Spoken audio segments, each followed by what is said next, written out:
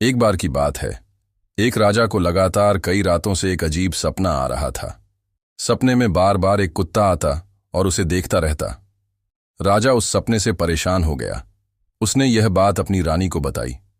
रानी ने मुस्कुराते हुए कहा, राजन, शायद आपने दिन में किसी कुत्ते को देखा होगा, इसलिए वह सपने में आ रहा है।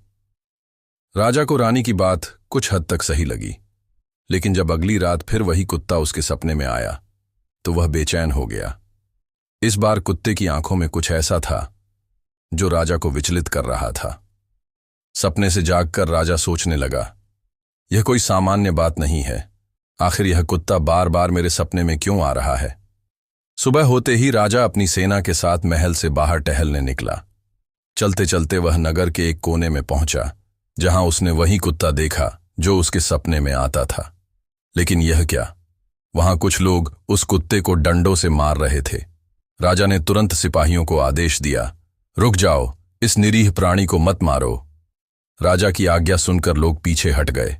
कुत्ता डर कर वहां से भाग गया। राजा कुछ सोच में पड़ गया।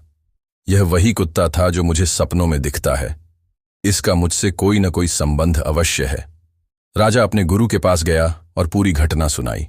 गुरु ने ध्यान मग्न होकर कुछ पल आंखें बंद की और फिर बोले, राजन, यह कुत्ता कोई साधारण प्राणी नहीं है। यह तुम्हारे पिछले जन्म का मित्र है। पिछले जन्म में तुम एक साधु थे और यह कुत्ता तुम्हारा प्रिय शिष्य था। तुम दोनों साथ साथ भक्ति में लीन रहते थे, लेकिन एक दिन कुछ दुर्जनों ने तुम्हें धोखे से मार दिया और तुम्हारा यह मित्र तुम्हारी रक्षा नहीं कर सका। मरते समय इसने यह संकल्प लिया कि अगले जन्म में भी यह तुम्हें खोजेगा और अपने पिछले जन्म का कर्ज चुकाएगा। राजा यह सुनकर चकित रह गया। उसने पूछा, गुरुदेव, फिर अब मुझे क्या करना चाहिए? गुरु बोले, राजन, यह कुत्ता तुम्हारा मित्र है। इसे अपनाओ, इसे प्रेम दो।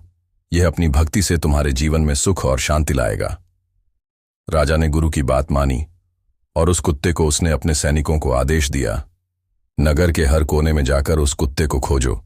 वह मुझे किसी भी हाल में चाहिए। सैनिक कुत्ते को ढूंढने निकल पड़े, लेकिन बहुत प्रयास के बाद भी वह कहीं नहीं मिला। राजा निराश हो गया। रात हुई। राजा थका हुआ अपने कक्ष में सोने चला गया। जैसे ही उसने आंखें बंद की, वही कुत्ता फिर से उसके सपने में आया। इस बार कुत्ता राजा को देखकर बोला, राजन, क्या तुम मुझे भूल गए? मैं वही हूं जिससे तुम पिछले जन्म में बिछड़ गए थे। तुम मुझे ढूंढ रहे हो, लेकिन मैं वही हूं जहां मेरा होना चाहिए। सुबह होते ही चलो, मैं तुम्हारा इंतजार कर रहा हूं। राजा घबराकर जाग गया।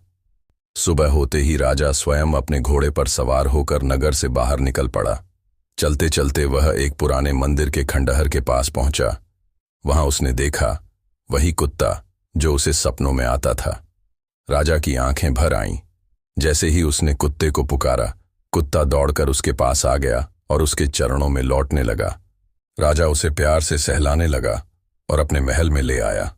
उसने उसकी देखभाल की और उसे अपने परिवार का हिस्सा बना लिया।